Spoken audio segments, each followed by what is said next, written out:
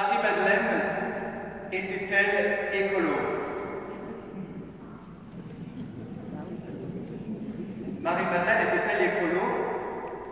Elle est nommée ici et dans d'autres endroits patronne des jardiniers, c'est-à-dire des agriculteurs, des horticulteurs, des maraîchers, des viticulteurs, tous ceux qui sont autour de la terre et du travail de la terre.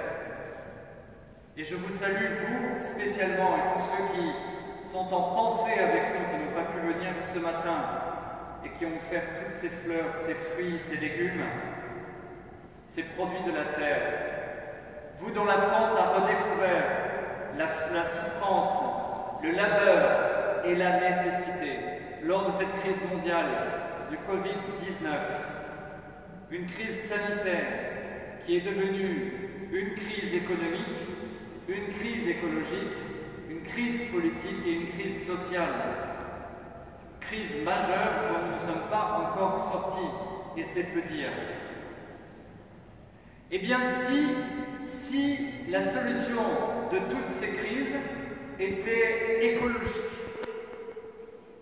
c'est en tout cas l'intuition de quelqu'un que vous connaissez, dont vous avez entendu parler, je pense, le pape François,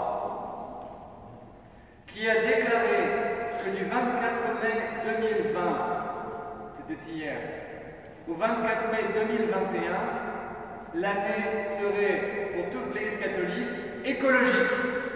Vous ne serez pas. Une année qu'il a appelée Laudato Si, du nom de cette encyclique qu'il a écrite justement il y a 5 ans. Une encyclique, c'est-à-dire une lettre adressée non seulement aux catholiques, mais au monde entier.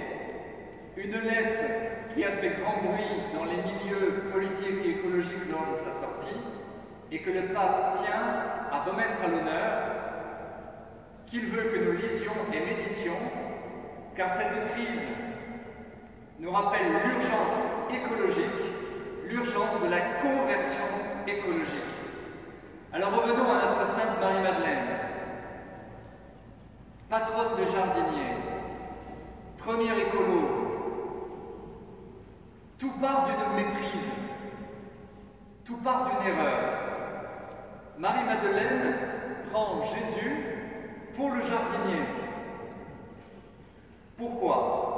Parce que Jésus a été crucifié au mois d'avril de l'an 30 devant les portes de Jérusalem, dans une ancienne carrière qui peu à peu s'est transformée en jardin, au milieu de laquelle il y a un rocher de pas très bonne qualité de roche, c'est pour ça qu'on l'a laissé, qui n'a jamais servi.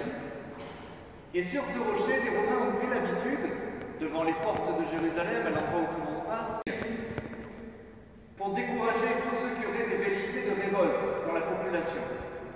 Et donc ce rocher, qui a une forme de haut de crâne, on l'a appelé en hébreu Golgotha, ça veut dire le crâne, et c'est là qu'ont lieu depuis quelques années les exécutions capitales.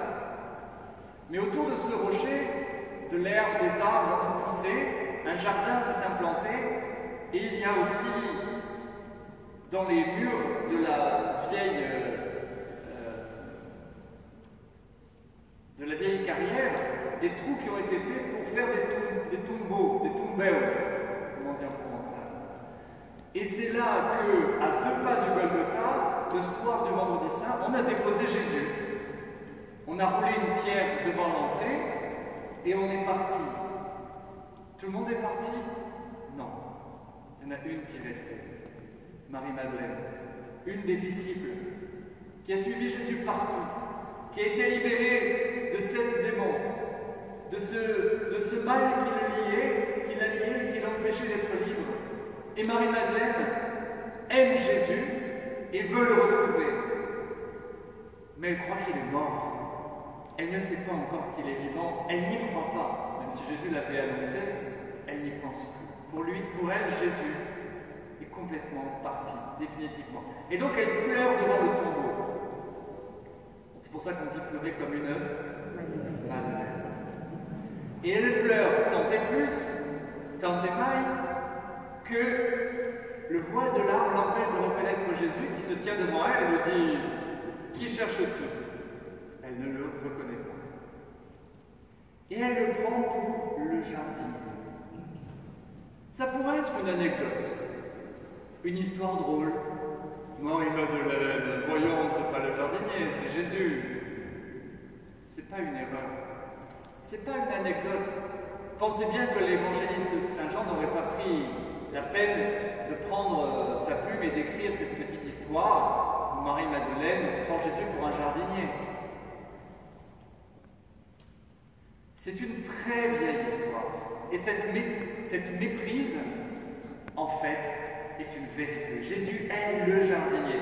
Et là, je vous renvoie au début de la Bible, le premier livre de la Bible, que vous avez tous lu, ou que vous allez relire, en rentrant chez vous, le livre de la Genèse. Au chapitre 2, 1 et 2, c'est la création du monde.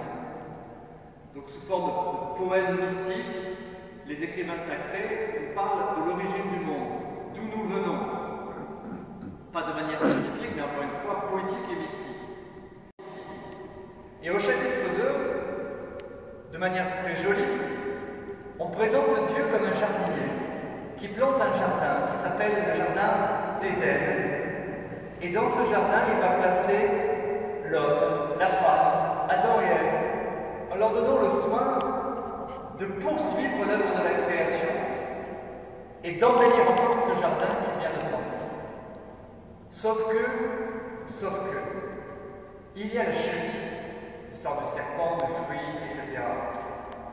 L'homme et la femme décident en fait de se réserver le jardin rien qu'à eux, d'en exclure Dieu par la même occasion, et ils courent ainsi à la catastrophe. Car en se coupant de Dieu, c'est-à-dire de leur origine, en se coupant de leur énergie vitale, de leur source, de leur lumière, l'homme et la femme vont se couper aussi l'un de l'autre et se mettre à se disputer. Et ils vont se couper d'eux-mêmes. Ils ne vont plus réussir à faire l'unité de leur être entre leur corps, leur âme et leur esprit. Ça va être la guerre. Et quatrième séparation, l'homme et la femme vont se couper du cosmos en voulant mettre la main sur le fruit, c'est-à-dire sur le jardin, sur la création, en se croyant propriétaires et non plus locataires. L'homme et la femme vont devenir des prédateurs du monde dans lequel ils ont été placés comme gardiens. Et ils vont se mettre ardemment, non seulement à dominer, mais à détruire le monde. Le pape François explique dans son encyclique que tout est lié. La relation que j'ai avec Dieu, la relation que j'ai avec les autres, avec moi-même et avec le cosmos, tout se tient. Et si une seule de ces relations vient à manquer, si une seule de ces relations est blessée, est tordue, les autres relations seront affectées. Si je ne respecte pas Dieu, si je ne respecte pas les autres, si je ne me respecte pas moi-même, je ne respecterai pas le monde qui m'entoure. Et je ne peux pas me dire écolo sans essayer de voir qu'est-ce que derrière ce cosmos se cache, qui plutôt se cache derrière ce monde qu'il a fait. Tout est lié, dit le pape François. Et lorsque Jésus est venu pour habiter parmi les hommes, lui le jardinier de la Genèse, sa préoccupation constante et obsessionnelle a été de rétablir et de guérir toutes ces relations, de rétablir la relation entre la terre et le ciel, entre l'homme et Dieu, entre les hommes et les femmes entre eux, de rétablir l'unité dans le cœur de l'homme et de rétablir l'harmonie dans le cosmos. Tout est lié. Et si Jésus est mort et ressuscité, c'est ce que découvre Marie-Madeleine en ce jour, si Jésus est mort et ressuscité, c'est pour vaincre tous les obstacles à l'unité, à l'harmonie et à l'amour. Rappelez-vous le grand commandement que Jésus dit, tu aimeras ton Dieu de tout ton cœur et tu aimeras ton prochain comme toi-même.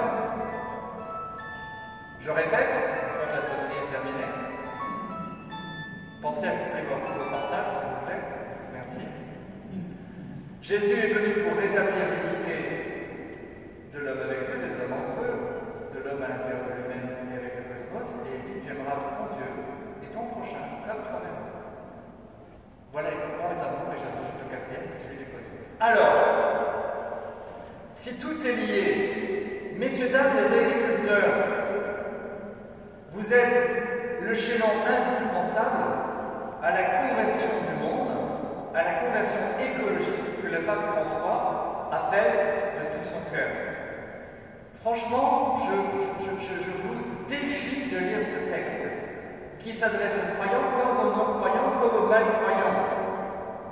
Le pape François dit dès le début ceci.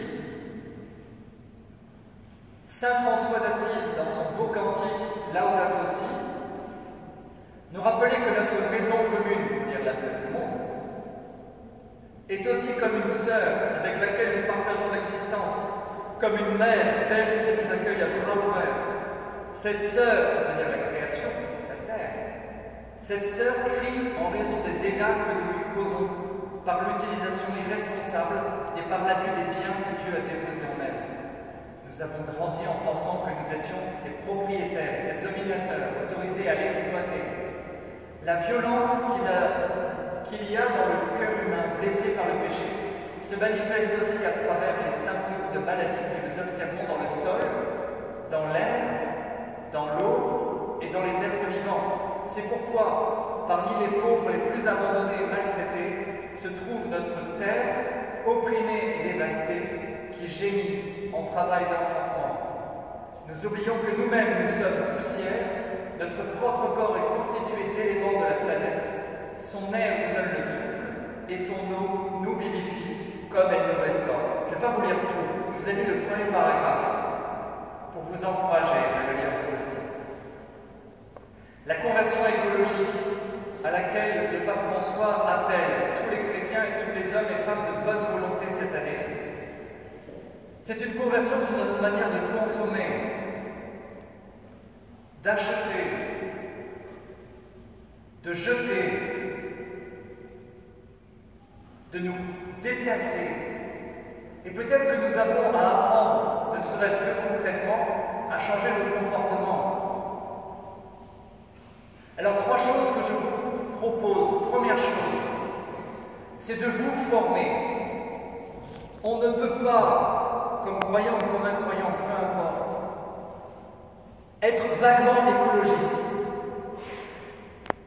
voire indifférent,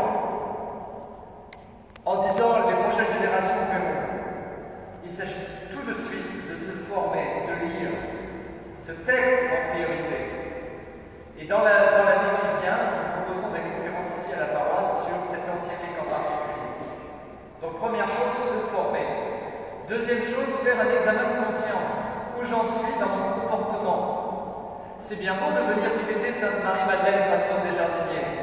Mais si pendant tout le reste de l'année, j'achète tout et n'importe quoi, je jette tout et n'importe quoi, je mange n'importe comment, et que je me comporte en irresponsable, voire en sagouin vis-à-vis de la création, ça ne sert à rien. Un peu de cohérence, et chez moi d'abord, chez nous paroissiens d'abord. Nous sommes entrés dans un processus, nous nous sommes inscrits concrètement à un réseau d'églises protestantes et catholiques qui s'appelle l'Église verte. C'est-à-dire que nous sommes en train de faire un diagnostic sur la paroisse, sur nos églises, sur notre consommation, sur tout ce qui concerne nos achats, sur ce qui concerne le papier, le chauffage, l'isolation, l'étanchéité, etc. Et donc nous nous engageons dans ce processus Église verte pour faire un examen de conscience. Mais chacun de nous doit faire l'examen de conscience et ne pas se rouler les pouces, parce que là-haut, quand on arrivera, je vous préviens, il y aura un examen de passage. Et Dieu ne nous dira pas simplement « Est-ce que tu as été gentil avec ton copain, avec ta voisine ?» Il nous dira aussi « Est-ce que tu as respecté la création que je t'avais confiée? Ou est-ce que tu l'as un peu plus détruite ou laissé mourir ?» Ça fait partie du jugement et du jugement dernier. Et entre parenthèses, ça fait partie de la confession. Lorsque vous allez vous confesser, et quand vous ne vous êtes pas confessé, il y a bientôt le 15 août. à confesse. Quand je me confesse, c'est très bien de se confesser, de ne pas avoir assez prié, de ne pas assez aller à la messe, d'avoir été méchant ou indifférent avec telle ou telle personne. Mais se confesser de ne pas avoir respecté la création, ça fait partie de l'examen de conscience. C'est clair? Vous dormez? Ok. Donc, 1, se former. 2, examen de conscience. 3, action. Action. Qu'est-ce que je vais mettre en place? Alors, je ne vous demande pas de couper l'eau et l'électricité et d'aller chercher l'eau de puits. Je ne vous demande pas de marcher pieds nus et de coucher par terre. D'accord? Mais qu'est-ce que je vais mettre en place concrètement pour plus respecter la création et plus être cohérent avec ce que je célèbre aujourd'hui, la patronne des jardiniers? Je vous donne quelques exemples. Le marché paysan. Madame Pellegrino, je peux faire la publicité? Vous me permettez? C'est le mardi, le jeudi et le samedi. Si vous voulez. Des bons fruits, des bons légumes. Et vraiment, je pense que nous avons, sans avoir le label bio, à portée de main, vraiment des gens qui sont extraordinaires et qui passent nuit et jour à cultiver ce magnifique jardin qui est notre ville de Yères et que peut-être nous n'apprécions pas à sa juste mesure. Nous allons dans la paroisse développer un projet autour du quartier du Pianet et de l'église Sainte-Mousseline. Vous savez, Sainte-Mousseline, c'est la patronne des Yérois. C'est une femme qui, à son époque, au XIIIe siècle, a voulu vivre pauvrement pour les pauvres et tout quitter pour s'occuper des plus fragiles. Et bien dans ce quartier de Saint-Mousseline au Pianet, on va mettre une famille dans l'église, Pierre et Sophie, qui sont tous les deux professeurs d'onologie et œnologues, qui travaillent au lycée agricole. Et on va avoir un projet à la fois d'évangélisation de quartier, de soutien aux familles qui sont dans ce quartier, mais avec un aspect aussi écologique. Il y a des bouts de jardin autour de Sainte-Mousseline. Pourquoi est-ce qu'on ne les cultiverait pas? Pourquoi on ne développerait pas dans la paroisse des jardins partagés? Voilà des actions concrètes. Moi, je m'y engage dès cette année, personnellement. Et vous me verrez avec mon argent.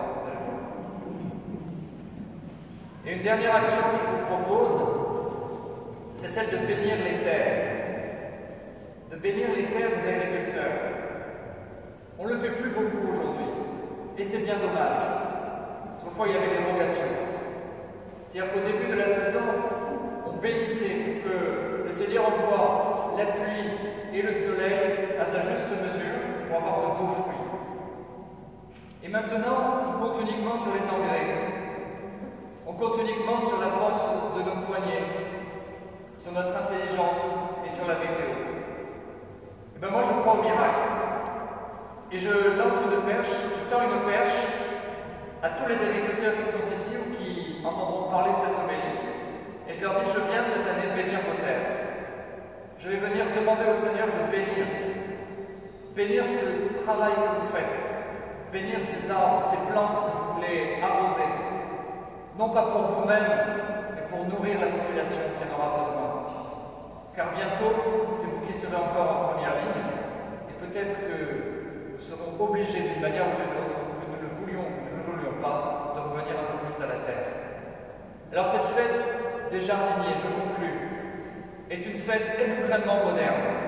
Nous sommes même en avance sur notre temps, en continuant de prier en provençal ou en français ou ce que vous voulez, de prier Marie-Madeleine, la patronne des jardiniers, car c'est aujourd'hui que se décide l'avenir du monde, de nos familles, de notre planète.